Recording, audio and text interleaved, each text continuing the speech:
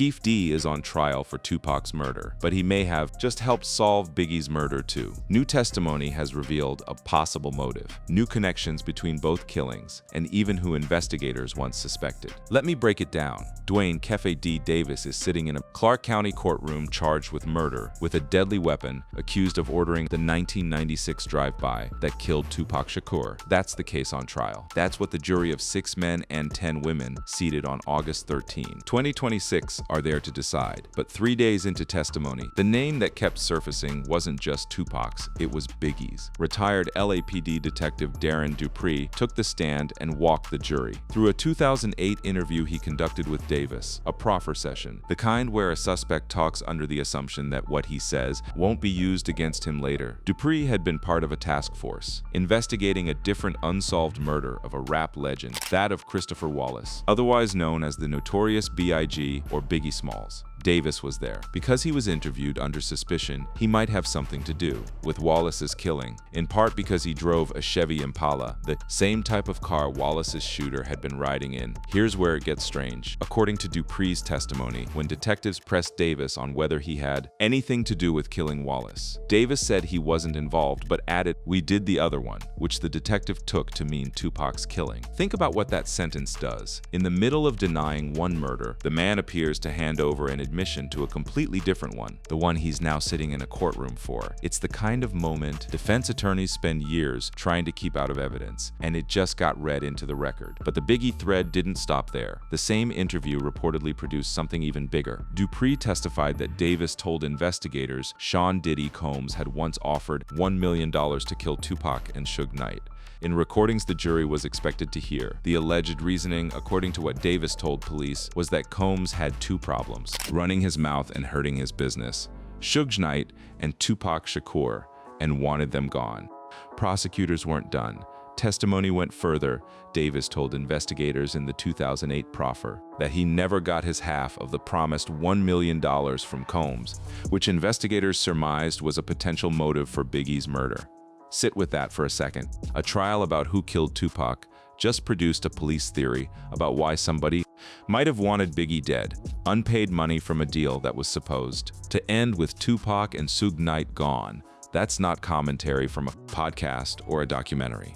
That's testimony from a 34-year LAPD veteran. Read into a Nevada court record in August 2026, under oath. None of this happened in isolation either. The prosecution's own witness list for the case included Detective Fred Miller, a 30-year LAPD veteran from the Robbery Homicide Division, and he spent real time on the stand, walking the jury through the actual Wallace investigation, not Tupac's. The state's final witness, retired LAPD Detective Fred Miller, laid out connections between Davis and another of hip-hop's most infamous murders, that of Christopher Wallace, also known as rapper Biggie Smalls or the notorious B.I.G. Miller had personally been assigned to the Wallace case back in 1997, and he told jurors he'd received information that Davis may have been a suspect in it. A juror in the room, because Nevada allows jurors to submit questions after cross-examination, actually asked Miller directly why the owner of the Chevy Impala wasn't questioned as part of the Wallace investigation. Miller's answer wasn't a clean no. More than likely he was, Miller responded, adding he didn't recall whether Davis was interviewed himself, and that in 1997 Miller had received information that Davis may have been a suspect. That's a retired detective under oath saying the man on trial right now for Tupac's murder should have been looked at harder for Biggie's. So here's where things stand. After the opening days of testimony, nobody has stood up in that Las Vegas courtroom and formally charged anyone with killing Christopher Wallace. That case is still, on paper, unsolved, but in the space of less than a week, jurors sitting to decide a completely different murder heard a recorded admission that sounds like a slip, a financial motive theory tying Wallace's death to unpaid Diddy money, and a retired detective naming the defendant as a suspect he never got fully cleared of. Whatever this trial was supposed to be about, it stopped being just about Tupac. The moment Dupree read those transcripts into the record, to understand how a courtroom built for one murder became ground zero for questions about another. You have to go back to the night Christopher Wallace actually died and the car that put Dwayne Davis in the middle of it, 6 months after Tupac. Shakur bled out in a Las Vegas hospital. Christopher Wallace was gunned down in Los Angeles in a killing that looked almost identical. Roughly 6 months after Shakur's drive-by death, Christopher Wallace, better known as the Notorious B.I.G., and Biggie Smalls was murdered in Los Angeles in a killing eerily similar to Tupac's death. He'd just left a party. He was riding with people close to him, and then a car pulled up beside him and it was over. The details of that night have been picked apart for almost 3 decades, but they were laid out fresh for a Nevada jury during this trial. Biggie was leaving a Vibe music industry party at Peterson Automotive Museum in Mid-Wilshire, just after midnight on March 9, 1997, riding alongside Damian D-Rock Butler, Junior MAFIA member Lil Cease, and driver Gregory G. Money Young in a GMC Suburban. In a car behind him, Diddy rode with another Bad Boy Records entourage. Then it happened fast.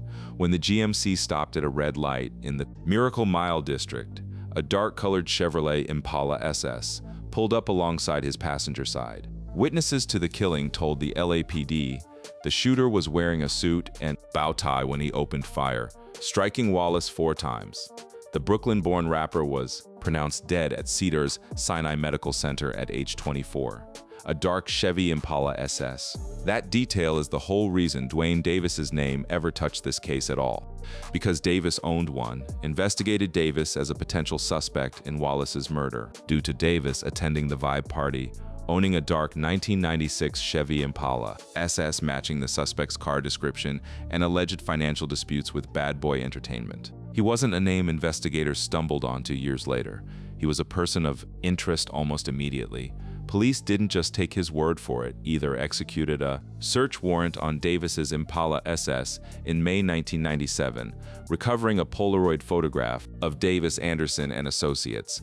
That's Orlando Anderson in the photo, Davis's nephew, the same young man who's beating at the hands of Tupac's entourage after a Mike Tyson fight is the entire reason prosecutors say Davis orchestrated Shakur's killing in the first place. 2 murders, 1 Polaroid, 1 car. Retired detective Fred Miller confirmed on the stand that the photograph turned up in a very specific place. A Polaroid image is shown during video testimony from retired detective Fred Miller. A Polaroid photograph of Duane Davis and other men was found in the trunk of a Chevy Impala in Compton. As part of an investigation into the murder of Christopher Wallace, Miller went further, telling the court that the car was registered to someone else, but a black Impala was parked in the back of the property where Davis lived. So investigators had the right kind of car tied to Davis's home with a Polaroid of Davis and Anderson inside it.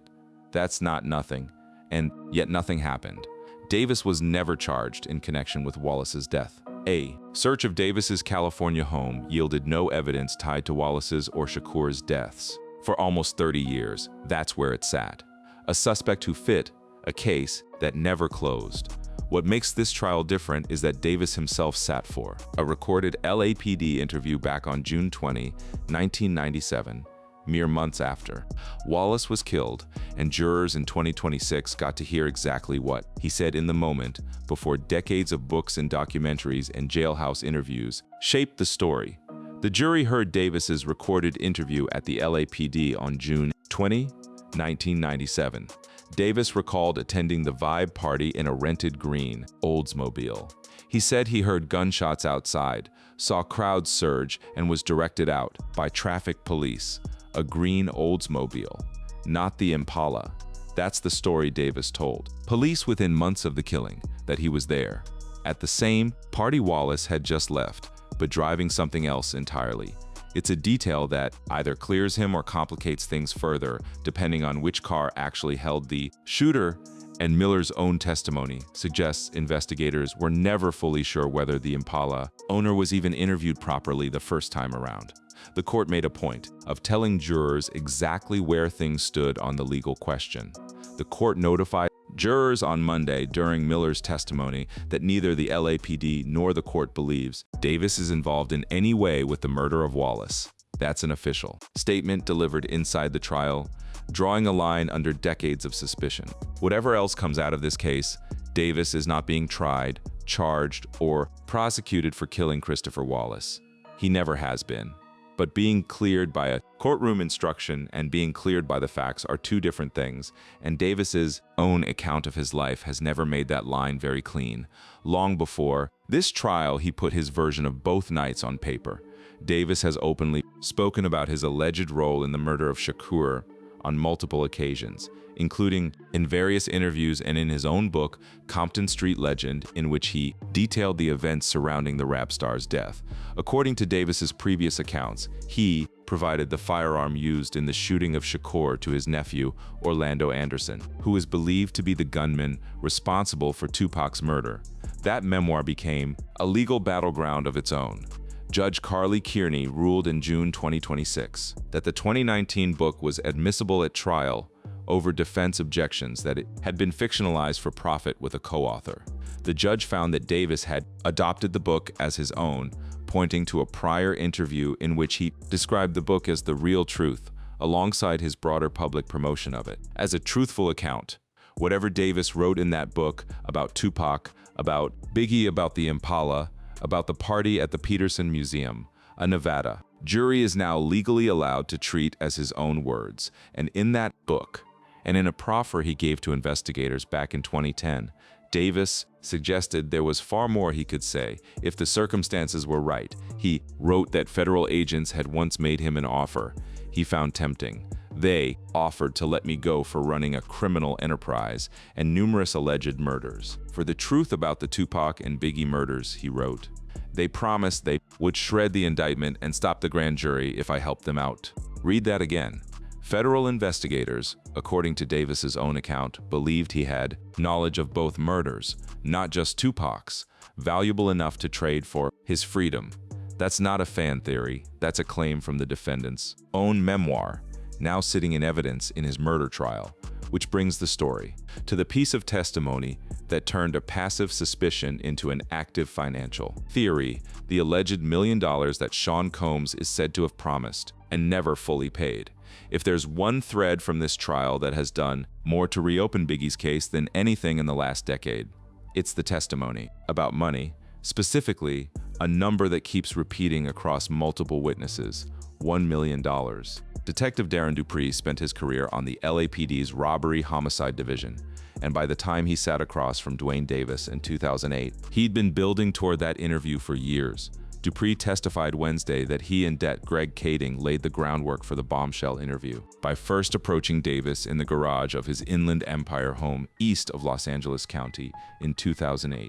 While investigating the 1997 Los Angeles murder of New York rap legend Christopher Wallace, also known as the notorious B.I.G. and Biggie Smalls. At that point, he said Davis was considered a person of interest in the murder because he owned a dark-colored Chevrolet Impala, and investigators believed Wallace's killer had been riding in a similar car. The approach wasn't subtle. Dupree told the court exactly what leverage they used to get Davis talking. Dupree said they told Davis they had evidence of him dealing cocaine and PCP, and with his prior criminal history, he could be facing a potential life sentence. We sat in his garage and advised him of what we had, Dupree testified. They suggested he find an attorney to discuss his options. A man facing life on drug charges, sitting in his own garage, being told by two detectives that his best move was to start talking. That's the environment the $1 million story came out of. According to what Davis told them, Combs had a very specific pitch. He'd built Bad Boy Records into a powerhouse. He had Wallace as his flagship artist, but two people kept threatening that success. Combs allegedly told Davis he had a problem. Actually, two problems. His arch-rival Suge Knight, founder of Death Row Records, and Tupac Shakur, both were running their mouths with taunts and threats that were hurting his business. The line Davis attributed directly to Combs was blunt. I want to get rid of those dudes. Combs allegedly told Davis, according to a recorded interview Davis gave to LAPD Detective Darren Dupree and other members of an FBI task force in 2008. That's the alleged origin of the $1 million offer. Money supposedly promised to Davis in exchange for eliminating both Knight and Shakur. It's the kind of allegation that circulated in hip-hop folklore for decades, but this time it wasn't a documentary narrator repeating a rumor. It was a retired detective testifying under oath, describing a recorded confession that a Nevada jury was set to hear directly. And then the story took its sharpest turn, Whatever Davis was promised for Tupac, he told investigators he never collected on it for the other side of the deal, the part connected to Wallace. Davis told investigators in the 2008 proffer that he never got his half of the promised $1 million from Combs, which investigators surmised was a potential motive for Biggie's murder. This was chasing the money. That phrase, chasing the money, is doing a lot of work. It reframes Biggie's death not as senseless coastal violence, but as something closer to a business dispute gone fatal. According to the theory, investigators built off Davis's own words. It's speculative. Nobody has been charged off the back of it, but it's now part of the permanent trial record. In a case that will be picked over by journalists, documentarians, and true crime audiences for years. The Polaroid recovered from Davis's Impala fits into that same financial framework. Investigators had already tied Davis to alleged financial disputes with Bad Boy Entertainment well before this trial started. A car matching the shooter's description, a photo of Davis with his nephew inside it, and a documented money conflict with Wallace's own label. That's the outline investigators had for years without ever converting it into charges. What's changed in 2026 is that the money angle now has a specific number, a specific promiser, and a specific reason it allegedly went unpaid. Reporters who've covered the trial gavel to gavel have noted that long-running rumors about Combs' involvement in the murders garnered new steam. The moment Dupree took the stand, nearly 30 years of speculation about Combs' alleged role in both deaths suddenly had a named source, a specific dollar figure, and a courtroom transcript behind it. Combs' camp hasn't stayed quiet through any of this.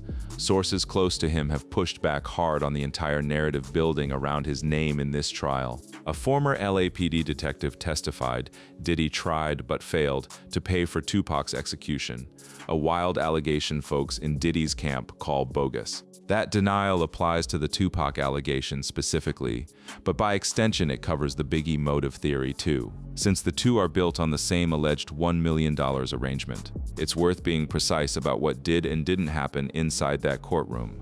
Nobody indicted Sean Combs. Nobody charged him with anything connected to either murder. What happened is narrower and in some ways stranger. A defendant on trial for one rapper's death gave police a recorded account back in 2008 that named a music mogul as the source of a bounty covering both Tupac and, indirectly through unpaid money, Biggie. 18 years later, that account became evidence in a courtroom, read aloud to 16 jurors deciding a completely different man's fate. Even Davis's own defense team has leaned into how unstable his statements have been across the decades. His attorneys have argued in past filings that his memoir was written for money, that his 2008 proffer was made under pressure with a life sentence looming, and that inconsistencies between his various accounts should count against the credibility of all of them, including the ones prosecutors now rely on. That's a fair point buried inside a messy legal history. A man who has confessed, recanted, written a book, sat for jailhouse interviews, and pointed fingers in multiple directions across 17 years of statements is not exactly a clean witness against himself. Which makes what happened next in this case even stranger. Because just weeks before his own trial started, Davis didn't just deny killing Biggie. He named someone else as the one who orchestrated Tupac's death instead, and that someone else was already scheduled to take the stand against him. 10 days before jury selection began, Duane Davis sat down for an exclusive interview from the Clark County Detention Center, and he used it to reject both murders outright, while handing reporters a completely different suspect. Asked point blank whether he had anything to do with killing Wallace, his answer was immediate. Asked, "So you had nothing to do with Biggie's murder?" Davis replied, "Nothing to do with nobody's murder." Asked whether Combs had anything to do with Tupac's death, the same Combs whose alleged $1 million offer had just been described by detectives. Davis shut that down too. Asked if he thought Sean Combs had anything to do with the murder of Tupac Shakur. Davis said, "No ma'am, I don't think so at all." Adding, "I don't think neither one." So who does Davis think did it? He didn't hesitate. "To me, it's just, police is out there in our area." Davis said, "Reggie Wright, all he did was lie that night. Orlando Anderson took took his chain. Don't bring your guns. I guess a lot of stuff from PIs, private investigators, and all the figures and evidence point to Reggie Wright Jr. and he brought up my name from day one." Reggie Wright Jr. is not a bystander in this story.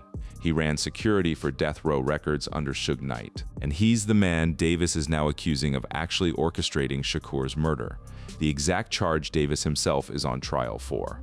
Asked directly who he thinks is responsible, if not himself, Davis didn't soften it. Asked, "If you did not have anything to do with Tupac Shakur's murder, who do you think did?" Davis replied, "To me, I think their witness, Reggie Wright Jr., all he do is lie and tell stories." Davis went further, claiming Wright had used his position to threaten his family during past interviews. "He even be on the interviews threatening my son, threatening my family," Davis said, adding, "Even Kading be on them interviews threatening my family." That's Greg Kading, the retired detective who wrote the book on the joint Tupac-Biggie investigation and who spent years building the case that eventually led to Davis's arrest. Wright didn't take the accusation lying down. He gave his own exclusive interview responding to Davis, and he didn't hold back either. "It's unfortunate that he want to bring me into it after all these years, cause now I guess he see that his defense is headed downhill," Wright said in a virtual interview the day jury selection wrapped, on the specific claim that Death Row had ever paid Davis anything. Wright was blunt. "Keffe D could never show you one penny that Death Row Records have ever given him or paid him," Wright said. Wright's own account of the night Tupac was shot puts him nowhere near the scene, and his testimony, once he actually took the stand, filled in details that had nothing to do with Davis at all. Details about the coastal tension that had been building for months before either rapper died. He told the court about the fallout from Tupac's most notorious diss track, the one aimed squarely at Bad Boy Records and its biggest star. Tensions had been rising between the coasts, Wright acknowledged, and he had even assigned a second security guard to Shakur. After the release of his notorious diss track, Hit 'Em Up, which took on Combs' Bad Boy Records and its top artist, Christopher Biggie Smalls Wallace directly. 6 months after that track dropped, Wallace was dead too. Wallace was killed in another drive-by shooting 6 months later in Los Angeles, a murder which has never been solved. Wright also testified to something that's fed conspiracy theories for years: the extra security assigned to Tupac that simply didn't show up the night he was shot. Wright acknowledged his second agent for Shakur ended up calling out for work on the night of the murder. Although Knight and Shakur were followed by security, they were in their black BMW alone. For some reason, he didn't show up, Wright said of the absent agent, a missing bodyguard on the one night it mattered most. Wright offered no explanation beyond the fact that it happened. The showdown between these two men isn't incidental to the trial, it's central to it. Wright was called specifically because prosecutors say he can identify Davis's nephew on tape near the scene. Wright told the 8 News Now investigators that a police detective identified Orlando Anderson, the nephew of Davis. In surveillance video in the days after the deadly shooting, Anderson was involved in a scuffle with Shakur and his entourage at MGM after a Mike Tyson boxing match earlier that night. Wright described exactly how he found out Shakur had been shot from his own vantage point that night. Wright said he was at a nightclub at the time of the shooting. 2 of the guys from Entourage came up to me and said, Reg, Suge, and Tupac just got shot down the street," Wright told the 8 News Now investigators. On the stand, prosecutors showed Wright photographs tying him to the death row inner circle at the center of this entire case, including images of Davis and a piece of jewelry that's become its own small legend. Prosecutors showed Wright Jr. photos of multiple people, including Davis, and a death row gold chain, which Wright said was sent to the artists and close associates of Knight. Wright also confirmed how he ended up running the label at all. He became the general manager of Death Row after Knight received a 9-year prison sentence. Now go back to what Davis told investigators in 2008 about the chain, because it's the exact detail he cited years later as proof against Wright. According to Davis, Wright's own account of what triggered the retaliation, that Orlando Anderson had snatched a death row chain off someone and been warned not to bring guns into the situation, was itself the lie. Davis has framed that story as fabricated, insisting the physical evidence never lined up with Wright's version of events. What's genuinely strange about this whole exchange is what it means for Davis's own defense strategy. He's simultaneously arguing that Reggie Wright Jr. orchestrated the very murder Davis is charged with, while denying any involvement in Biggie's death and claiming an alibi that puts him nowhere near the shooter. On the Biggie question specifically, Davis offered a detailed account of where he actually was that night. Asked about being a suspect in Biggie's murder, Davis said, "Yeah, They took my car and did forensics on it. And that car was never shot out of or nothing like that. And it's wrong because I was under the parking garage when that man got killed. When he got killed, they came running back in there and said, they just killed Biggie. And I was under the parking garage when that stuff happened. A parking garage, not the Impala, not the shooting scene, not even close enough to hear the gunfire directly, just close enough to hear people running back in with the news. It's an alibi that lines up, in its broad strokes, with what he told police back in 1997 about hearing shots and getting swept up in the crowd outside the Peterson Museum. So where does that leave things? Davis says he wasn't involved in either death and points at Wright for Tupac's. Wright says Davis is lying to save his own defense and that death row never had reason to pay him a dime. Detectives, meanwhile, have laid out a financial motive theory involving Combs's alleged unpaid promise. That would explain Wallace's death without needing Davis in the driver's seat at all. 3 competing versions of the same 6 months, all surfacing in the same trial. None of them formally charged, all of them now sitting in a public record for the first time. Almost 30 years after 2 rappers were shot dead in eerily similar drive-bys, 6 months apart, a Las Vegas courtroom has produced more sworn testimony connecting those 2 deaths than any prior legal proceeding in either case. That's the part of this story that doesn't depend on the verdict. The scale of what's happened here matters. This isn't a documentary crew stitching together old interviews for a streaming platform. It's the first real attempt to convert that folklore into a finding of fact, built inside a courtroom with sworn witnesses, cross-examination, and a jury weighing credibility in real time. Retired detectives who spent decades on both cases have now testified under oath about a recorded slip that sounded like a confession, a financial motive theory tying unpaid money to Wallace's death, and a photograph that placed the defendant's nephew inside the exact type of car investigators were hunting. Even prosecutors have acknowledged how tangled these 2 cases have always been for the officers who worked them. A Las Vegas detective who testified before the grand jury that indicted Davis said the connection wasn't just theoretical among investigators. A Las Vegas Metropolitan Police detective testified before a grand jury that detectives who investigated Shakur's murder believed that people associated with both murders were involved, adding that the theory was accurate that they were related. That detective, Clifford Mogg, didn't specify the exact theory, but he was clear that Davis himself was cleared of direct involvement in Wallace's death, even as the cases stayed linked in investigators' minds for decades.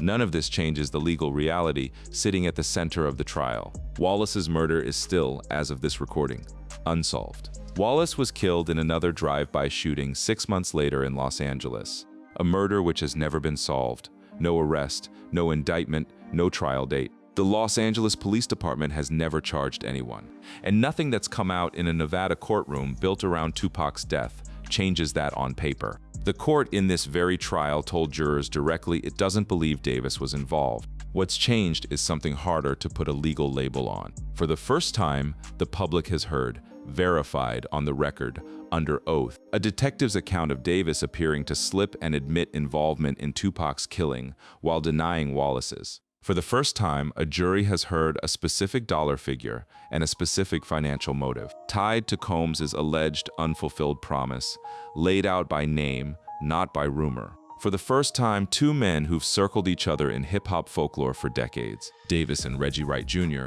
have accused each other directly under their own names, inside a room where perjury has consequences. Davis's own legal team has continued fighting to keep pieces of this out of the case entirely. His attorneys filed a writ asking Nevada's highest court to overturn the denial of his motion to dismiss, arguing that his cooperation with investigators back in 2008 and 2010 was supposed to be protected, and that the state has little beyond his own words. As of the trial's opening, that appeal hadn't gone his way. Keffe D's Nevada Supreme Court immunity appeal, the big open question, failed, clearing his memoir and 2008 interview for trial. That ruling is the reason jurors got to hear any of this at all. The garage confession, the $1 million allegation, the book he once called The Real Truth. Davis and his legal team have also been thinking beyond the verdict itself. Keffe D and his attorneys have been developing a documentary framed to drop win or lose, signaling they see this as a fight over the narrative as much as the verdict. Whatever a Nevada jury decides about Tupac's murder, Davis appears to understand that the story around both deaths is bigger than one courtroom outcome, and he wants to control how it gets told next. If convicted, the stakes for Davis personally are enormous. If convicted, Keefe faces life in prison. He's 63 years old, held without bail since his 2023 arrest, and a life sentence at this stage would almost certainly mean he never leaves custody. That's the weight sitting behind every piece of testimony connected to Wallace's death too. Because whatever Davis knows, or claims to know, or has slipped into admitting across nearly 2 decades of interviews, a guilty verdict here likely closes off any future chance of him speaking as a free man about anyone else's involvement in either killing. That's the real unresolved center of this story. A defendant who has confessed and recanted, who wrote a memoir he called The Truth, and then told reporters he wrote it for money, who named a rival's former head of security as Tupac's real killer within weeks of his own trial starting, and who has always insisted he was somewhere else. A parking garage, a green Oldsmobile, his own living room every time Biggie's name comes up. Detectives have laid out a financial theory. A jury has heard a possible slip caught on tape. Wright has called Davis a liar chasing a weaker defense. Combs's camp has called the entire allegation false. None of it has produced an arrest in the Wallace case. None of it may ever. But for a murder that sat cold for almost 30 years, this trial has done something no documentary, no podcast, and no tell-all book ever managed. It put sworn witnesses, recorded confessions, and named suspects on the record, inside a courtroom, under oath, where the story can finally be tested instead of just repeated. The Tupac verdict will land in the coming weeks. Whether it brings the world any closer to an actual arrest in Christopher Wallace's killing is the question this trial leaves behind, unanswered, but for the first time in decades asked out loud, in a room where the answer might